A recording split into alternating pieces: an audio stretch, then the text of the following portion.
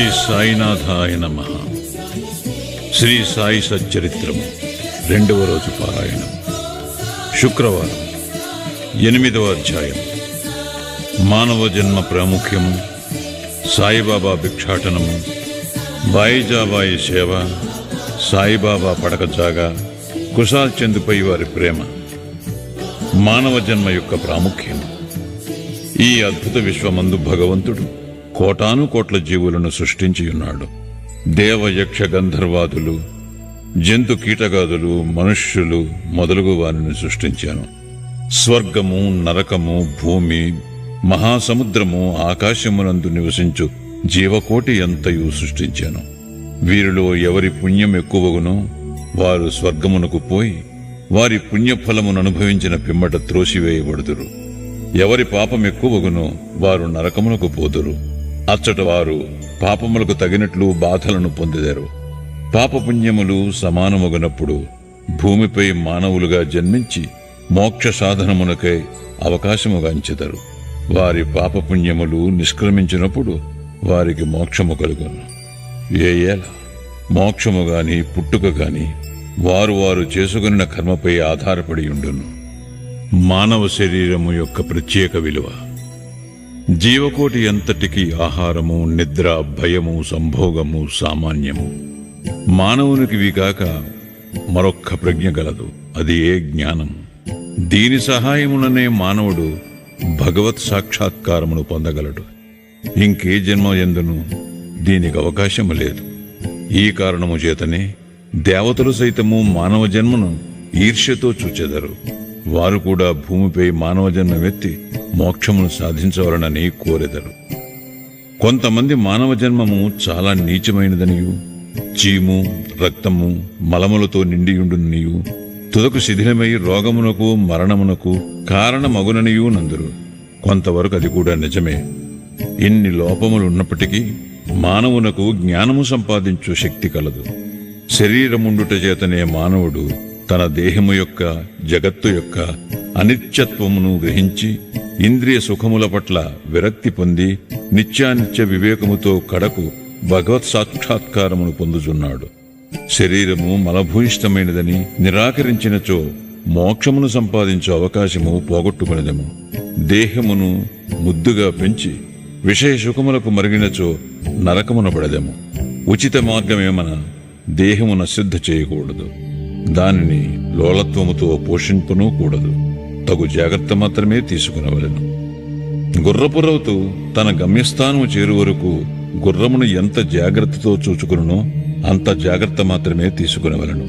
ఈ శరీరమును మోక్ష సాధన లేక ఆత్మ సాక్షాత్కారము కొరకు వినియోగించవలెను. ఇదియే జీవుని పరమావధి అయి ఉండవలెను. భగవంతుడు అనేక జీవులను సృష్టించినప్పటికీ అతనికి సంతుష్టి కలుగలేదట. ఎందుకనగా భగవంతుని శక్తిని అవేవియూ గ్రహించలేకపోయినవి. అందుచేత భగవంతుడు ప్రత్యేకముగా మానవుని సృష్టించాను. వానికి జ్ఞానమనే ప్రత్యేక శక్తినిచ్చాను. మానవుడు భగవంతుని లీలలను, అద్భుత కార్యములను, సేమూషి విజ్ఞానములను చూచి పరవశముందినప్పుడు భగవంతుడు మిక్కిలి సంతుష్టి చెంది ఆనందించును. అందుచే మానవ జన్మ లభించుట గొప్ప అదృష్టము. బ్రాహ్మణ జన్మ పొందుట అందులోనూ శ్రేష్టము. అన్నిటికంటే గొప్పది సాయిబాబా చరణారవిందములపై సర్వస్వ శరణాగతి చేయున అవకాశము కలుగుట. మానవుని విద్యుక్త ధర్మము. మానవ జన్మ విలువైనదనియు దానికి ఎప్పటికైనను మరణము అనివార్యమనియు గ్రహించి మానవుడెల్లప్పుడూ జాగరూకుడై ఉండి జీవిత పరమావధిని సాధించుటకై యత్నించవలేను. ఏ మాత్రమును అశ్రద్ధగాని ఆలస్యమును గాని చేయరాదు. త్వరలో దానిని సంపాదించుటకు యత్నించవలను. భార్య చనిపోయిన వాడు రెండవ భార్య కొరకెంత ఆతురతపడునో, తప్పిపోయిన యువరాజుకై చక్రవర్తి ఎంతగా వెతక యత్నించునో, అటులనే విసుగు విరామము లేక రాత్రింబవళ్లు కృషి చేసి ఆత్మ సాక్షాత్కారమును సంపాదించవలను. బద్ధకమును, అలసతను, కునుకుపాట్లను దూరమునర్చి అహోరాత్రములు ఆత్మయందే ధ్యానము నిలుపవలను. ఈ మాత్రము చేయలేనిచో మనము పశుప్రాయులమగుదుము.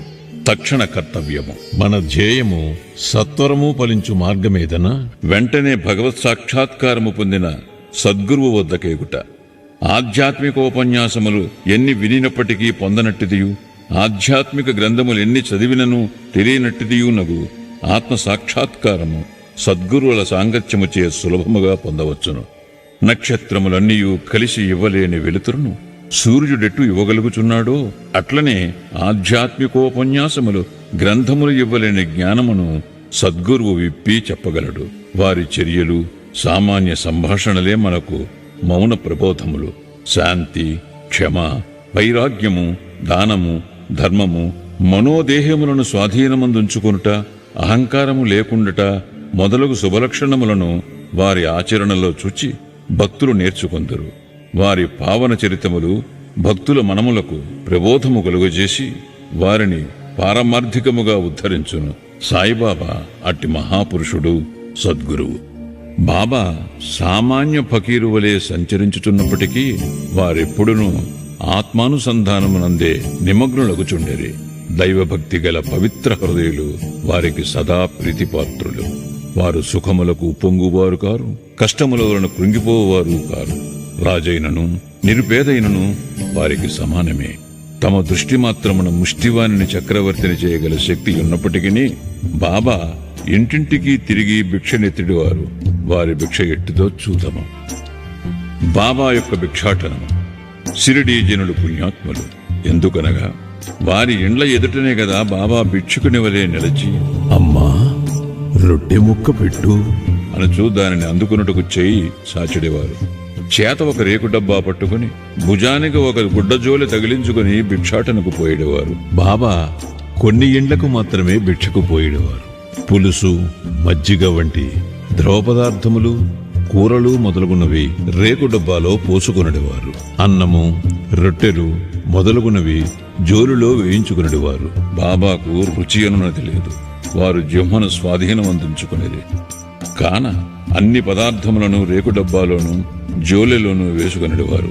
అన్ని పదార్థములను ఒకేసారి కలిపివేసి భుజించి సంతుష్టి చెందేవారు. పదార్థములు రుచిని పాటించేవారు కాదు.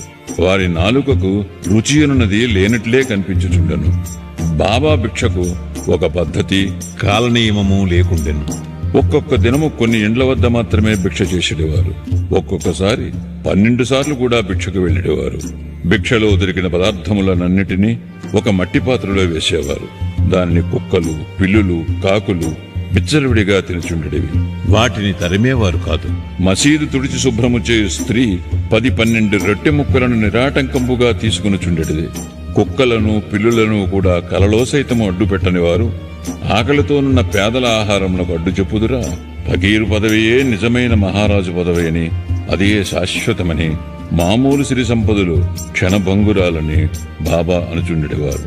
ఆ పావన చిరతని జీవితము వంటి జీవితమే కదా మిగుల ధన్యమైనది.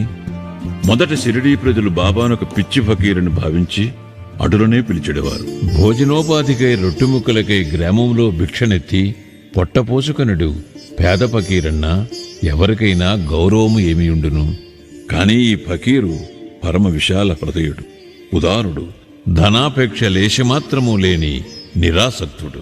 బాహ్య దృష్టికి వారు చెంచులనిగను స్థిరత్వము లేని వారిగను కనిపించునను లోన వారు స్థిరచిత్తులు. వారి చర్యలు అంతుబట్టనివి. ఆ కుగ్రామములో కూడా బాబాను ఒక గొప్ప మహాత్మునిగా గుర్తించి సేవించిన ధన్యజీవులు కొంతమంది గలరు. అట్టి వారిలో నొకరి వృత్తాంతం ఇక్కడ చెప్పబోచున్నాను. బాయిజాబాయి యొక్క ఎనలేని సేవ. తాత్యాకోతే పాటిల్ తల్లి పేరు బాయిజాబాయి. ఆమె ప్రతిరోజు మధ్యాహ్నము తలపై ఒక గంపలో రొట్టె, కూర పెట్టుకుని సమీపమందు ఉన్న చిట్టడివిలో ముండ్లు పొదలు లెక్క చేయక క్రోసుల కొద్దీ దూరము నడిచి ఆత్మధ్యానములో నిశ్చలముగా ఎక్కడో కూర్చునియున్న బాబాను వెతికి పట్టుకుని భోజనము పెట్టుచుండెను. బాబాకు సాష్టాంగ నమస్కారము చేసి వారి ఎదుట విస్తరొకటి వేసి తాను తెచ్చిన రొట్టె, కూర మొదలగు భోజన పదార్థములను వడ్డించి కొసరి వాటిని బాబాచే తినిపించుచుండెను. ఆమె భక్తి విశ్వాసములు అద్భుతమైనవి. ఎనలేని ఆమె సేవను బాబా చివరి వరకు మరువలేదు.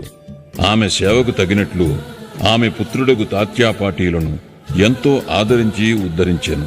ఆ తల్లి కొడుకులకు బాబా సాక్షాత్ భగవంతుడనే విశ్వాసముండెను.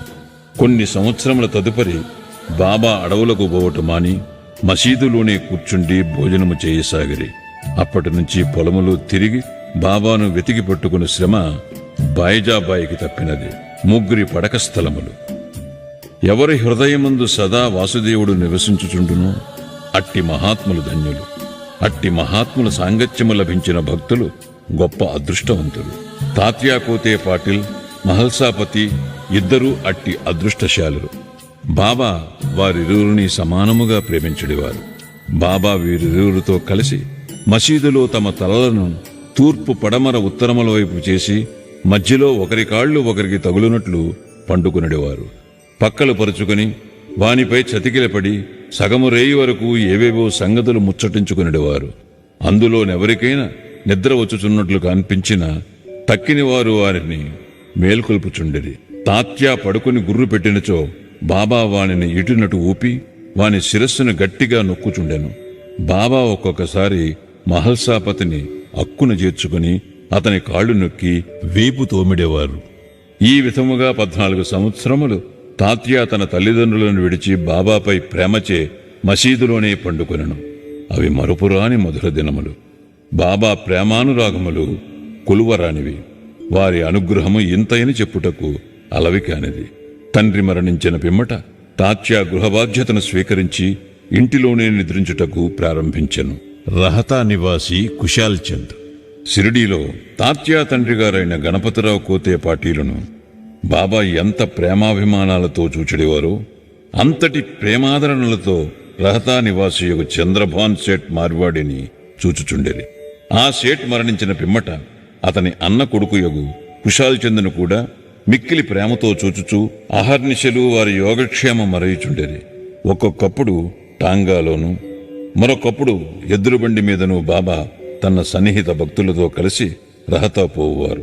రహతా ప్రజలు భాజా భజంత్రీలతో ఎదురేగి బాబాను గ్రామ సరిహద్దు ద్వారము వద్ద దర్శించి సాష్టాంగ నమస్కారములు చేసేవారు. తర్వాత మహావైభవముగా బాబాను గ్రామములోనికి సాదరముగా తీసుకుని వెళ్ళేవారు. కుశాల్ చంద్ బాబాను తన ఇంటికి తీసుకుని పోయి తగిన ఆసనమందు కూర్చుండజేసి భోజనము పెట్టేవారు. ఇరువురును కొంతసేపు ప్రేమోల్లాసములతో ముచ్చటించుకునేవారు. తదుపరి బాబా వారిని ఆశీర్వదించి షిరిడీ చేరుచుండెడివారు. షిరిడీ గ్రామమునకు సమాన దూరములో ఒకవైపు దక్షిణమున రహత, మరోవైపు ఉత్తర దిశయందు నీమ్గాం ఉన్నవి. ఈ 2 గ్రామములు దాటి బాబా ఎన్నడూ ఎచ్చటికీ పోయి ఉండలేదు. వారెన్నడూ రైలు బండిలో ప్రయాణము చేసి ఎరుగరు. రైలు బండిని కనీసము చూచి కూడా ఉండలేదు. కాని సర్వజ్ఞుడైన బాబాకు బండ్ల రాకపోకలు ఖచ్చితముగా తెలియచుండెడివి. బాబా వద్ద సెలవు పుచ్చుకొని వారి ఆజ్ఞానుసారము ప్రయాణము చేయువారులకు ఏ కష్టములు ఉండేటివి కావు. బాబా ఆదేశములకు వ్యతిరేకముగా పోవారులు అనేక కష్టములు పాల్గొచుండెరి. అటువంటి కొన్ని సంఘటనలను మరికొన్ని ఇతర విషయములను రాబో అధ్యాయములో చెప్పెదను. 8వ అధ్యాయం సంపూర్ణం. సద్గురు శ్రీ సాయినాథార్పణమస్తు. శుభం భవతు.